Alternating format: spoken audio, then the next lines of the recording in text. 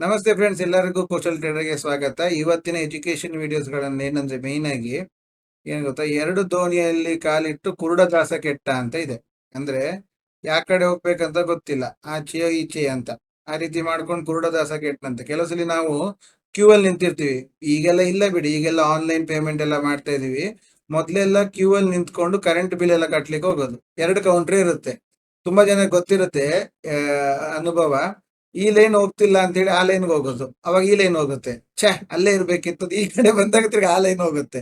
ಅವ್ರು ಫಾಸ್ಟ್ ಇದ್ದಾರೆ ಅನ್ಕೊಂಡಾಗ ಈ ಕಡೆ ಸ್ಲೋ ಇರುತ್ತೆ. ಹೀಗೆ ನಾವು ಒಂಥರ ಮಂಗನ್ ತರ ಒಮ್ಮೆ ಆ ಲೈನ್ ಒಮ್ಮೆ ಈ ಲೈನ್ ಓಡಾಡ್ತಿದ್ವಿ. ಎಷ್ಟು ಜನಕ್ಕೆ ಇದು ಅನುಭವ ಆಗಿದೆ ಆದವರೆಲ್ಲ ತಿಳಿಸಿ. ಸೊ ಅದು ಒಂಥರ ಅನುಭವ. ಎರಡು ಆ ಕಡೆ ಈ ಕಡೆ ಕಾಲಿಟ್ಟು ಯಾವ ಕಡೆ ಇಲ್ಲದೆ ಕೊನೆಗೆ ನಾವು ನಮ್ಗಿಂತ ನೆಕ್ಸ್ಟ್ ಬಂದವರೆಲ್ಲ ಬಿಲ್ ಕಟ್ಟೋಗಿರ್ತಾರೆ. ನಾವ್ ಅಲ್ಲೇ ನಿಂತಿರ್ತೀವಿ ಅಲ್ವಾ. ಇಲ್ಲ ಅಂತ ಹೇಳಿದ್ರೆ ಚಿಕ್ಕದಲ್ಲಿದ್ದಾಗ ಮಾವಿನ ಹಣ್ಣು ಕೇಳಕ್ ಹೋದಾಗ ಯಾರಾದ್ರೂ ದೊಡ್ಡವ್ರು ಮಾವಿನ ಹಣ್ಣು ಕೀಳ್ತಾರೆ, ನಾವು ಅದನ್ನ ಹಿಡಿಯಕ್ ಹೋಗೋದು. ಅದು ಈ ಕಡೆ ಬೀಳುತ್ತೆ ಅಂದಾಗ ಅದು ಆ ಕಡೆ ಹೋಗುತ್ತೆ, ಆ ಕಡೆ ಬೀಳುತ್ತೆ ಅಂದಾಗ ಈ ಕಡೆ ಹೋಗುತ್ತೆ. ಅಂದ್ರೆ ನಾವು ಬುಟ್ಟಿ ಇಟ್ಕೊಂಡು ಆಚೆ ಈಚೆ ಆಚೆ ಈಚೆ ಕುಣಿತಾ ಇರ್ತೀವಿ. ಕೊನೆಗೆ ಅದು ಬರುದಿಲ್ಲ. ಯಾಕೆ ಅವ್ರು ಬೈಯೋದಿತ್ತು, ಒಂದ್ ಕಡೆ ಇಟ್ಕೊಂಡು ನಿಂತ್ಕೊ ಮಾರಿ, ಅದ್ ಬರುತ್ತೆ, ಅಲ್ಲೇ ನಿಂತ್ಕೊ ಬರುತ್ತೆ ಅಂತ. ನಿನಗ್ ಬಂದಿದ್ ನೀ ಇಡಿ ಅಂತ. ಅಂದ್ರೆ ನಾವು ಒಂದೇ ಕಡೆ ನಿಂತು ಅದನ್ನ ಫೋಕಸ್ ಆಗಿ ಇಟ್ವಿ ಅಂತ ಆದ್ರೆ ನಾವು ಗೆಲ್ಲಬಹುದು ಅನ್ನೋದನ್ನ ಅದು ಚಿಕ್ಕ ವಿಚಾರದಲ್ಲಿ ಪಾಠ ಕೊಟ್ಟಿದ್ದಾರೆ. ಅದೇ ಈಗ ನಾವು ಟ್ರೇಡಿಂಗ್ ತಕೊಂಡ್ ನೋಡಿ.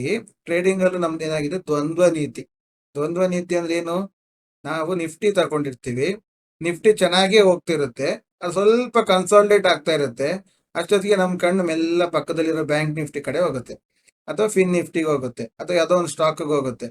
ಅವಾಗ ನಮ್ಮ ಮೈಂಡ್ ಆ ಕಡೆ ಹೋಯ್ತು ಅಂತಾಗಿ, ಇಲ್ಲಿ ರೀಟೆಸ್ಟ್ ಆಗೋದ್ರೊಳಗೆ ಅಲ್ಲಿ ರೀಟೆಸ್ಟ್ ಆಯ್ತು, ಸೊ ಇದೇ ಕನ್ಫರ್ಮ್. ಸೊ ನಿಫ್ಟಿ ರ್ಯಾಲಿ ಕೊಡುತ್ತೆ ಅಂತ ನಮ್ಮ ಮೈಂಡ್ ಅಲ್ಲಿ ಇರುತ್ತೆ. ಬ್ಯಾಂಕ್ ನಿಫ್ಟಿ ಅವಾಗ ಅಲ್ಲಿ ಮಾಡ್ತಿರ್ಬೇಕಾದ್ರೆ ನಮ್ಗದು ರೀಟೆಸ್ಟ್ ಆಗಿ ಕಾಣುತ್ತೆ. ಸೊ ರೀಟೆಸ್ಟ್ ಆಯ್ತು ಅಂತೇಳಿ ಬ್ಯಾಂಕ್ ನಿಫ್ಟಿ ತಗೊಳ್ತೀವಿ. ಬ್ಯಾಂಕ್ ನಿಫ್ಟಿ ತಿರ್ಗಾ ಫಾಲ್ ಆಗಿ ರೀಟೆಸ್ಟ್ ಇನ್ನು ಸ್ವಲ್ಪ ಕೆಳಗಿರುತ್ತೆ, ಅದು ಬರುತ್ತೆ. ಅಷ್ಟೊತ್ತಿಗೆ ಇಲ್ಲಿ ನಿಫ್ಟಿ ಮೂವ್ ಆಗಕ್ ಶುರು ಆಗುತ್ತೆ.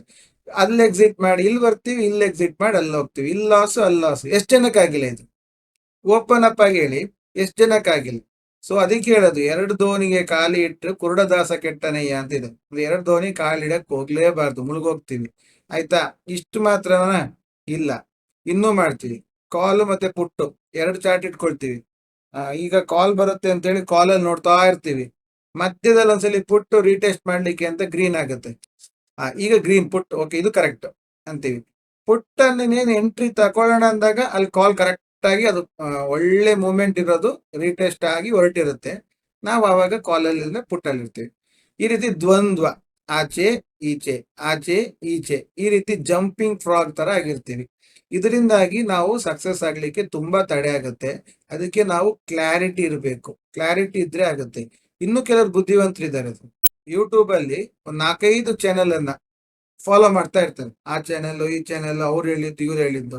ಒಬ್ರು ಹೇಳ್ತಾರೆ ನಾಳೆ ಮಾರ್ಕೆಟ್ ಬೀಳುತ್ತೆ ಅಂತ, ಇನ್ನೊಬ್ರು ಅನಾಲಿಸಿಸ್ ಮಾಡಿ ಹೇಳ್ತಾರೆ ಇಲ್ಲ ನಾಳೆ ಮಾರ್ಕೆಟ್ ಮೇಲ್ ಹೋಗುತ್ತೆ ಅಂತ. ಸೊ ಇದೆರಡನ್ನ ಬಿಟ್ಟು ಮೂರನೇ ಚಾನೆಲ್ ನೋಡ್ತೀವಿ, ಅವನು ಇನ್ನೊಂದು ಹೇಳಿರ್ತಾನೆ. ಎಲ್ಲ ನೋಡ್ಕೊಂಡು ಬಂದು ನಾವು ಟ್ರೇಡಿಂಗ್ ಅಲ್ಲಿ ಕೂತ್ಕೊಳ್ತೀವಿ. ಅದು ರೆಡ್ ಆದಾಗ ಫಸ್ಟ್ ಚಾನೆಲ್ ನೆನಪಾಗ್ತಾನೆ, ಗ್ರೀನ್ ಆದಾಗ ಸೆಕೆಂಡ್ ಚಾನೆಲ್ ನೆನಪಾಗ್ತಾನೆ. ಕೊನೆಗೆ ಗ್ರೀನ್ ಆದ್ಮೇಲಿಂದ ಅದು ಕರೆಕ್ಟ್ ಆದಾಗ ಆ ಚಾನಲ್ ಒಂದು ಹಿಡ್ದೊಂದು ಕರೆಕ್ಟ್ ಅಂತ ಯೋಚನೆ ಮಾಡಿ ನೆಕ್ಸ್ಟ್ ತಗೊಳಕ್ ಹೋಗ್ತೀವಿ, ಆಗ ಈ ಚಾನಲ್ ಒಂದು ಕರೆಕ್ಟ್ ಆಗ್ತಾನೆ. ಎಷ್ಟು ಜನಕ್ಕಾಗಿಲ್ಲ, ನನಗಂತೂ ಆಗಿದೆ. ನನ್ಗಿದೆಲ್ಲ ಅನುಭವ ಆಗಿದ್ದಕ್ಕೆ ನಾನು ನಿಮ್ಮ ಹತ್ರ ಹಂಚ್ಕೊಳ್ತಿರೋದು. ಇದನ್ನ ಅವನ್ ಮಾತ್ ನಂಬಿ ಇವನ್ ಮಾತ್ ನಂಬಿ ಅಲ್ಲಿ ಹೋದಾಗ ಇದು ಕೆಡುತ್ತೆ, ಇಲ್ಲಿ ಹೋದಾಗ ಅದಕ್ಕೆ ನಾವ್ ಹೇಳ್ತೀವಿ, ಸರ್ ನಾನ್ ಎಂಟ್ರಿ ಆದ್ರೆ ಅದೆಲ್ಲ ಸ್ಟಾಪ್ ಲಾಸ್ ಹಿಟ್ ಮಾಡ್ತೀವಿ. ನಾವ್ ಎಂಟ್ರಿ ಆದಾಗ ಸ್ಟಾಪ್ ಲಾಸ್ ಹಿಟ್ ಆಗೋದಲ್ಲ, ನಾವು ಕ್ಲಾರಿಟಿ ಇಲ್ಲದೆ ಇರೋದ್ರಿಂದ ಸ್ಟಾಪ್ ಲಾಸ್ ಹಿಟ್ ಆಗ್ತಾ ಇರೋದು.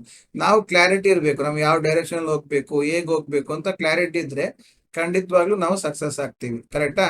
ಇನ್ನೂ ಕೆಲವರು ಇದ್ದಾರೆ ಸರ್, ತಮ್ಮ ಸ್ವಂತ ಬುದ್ಧಿವಂತಿಕೆ ಮಾಡುದು. ಸ್ವಂತ ಬುದ್ಧಿವಂತಿಕೆ ಅಂದ್ರೆ ಯಾವ್ದೋ ಒಂದು ಕೋರ್ಸ್ ಸೇರಿರ್ತಾರೆ, ಅಲ್ಲಿ ಹೇಳ್ಕೊಡೋದನ್ನೆಲ್ಲ ಕಲ್ತಿರ್ತಾರೆ, ಆದ್ರೆ ಅದನ್ನ ಅಪ್ಲೈ ಮಾಡಲ್ಲ. ಅವರ ಬುದ್ಧಿವಂತಿಕೆ ಹಾಕೋದು.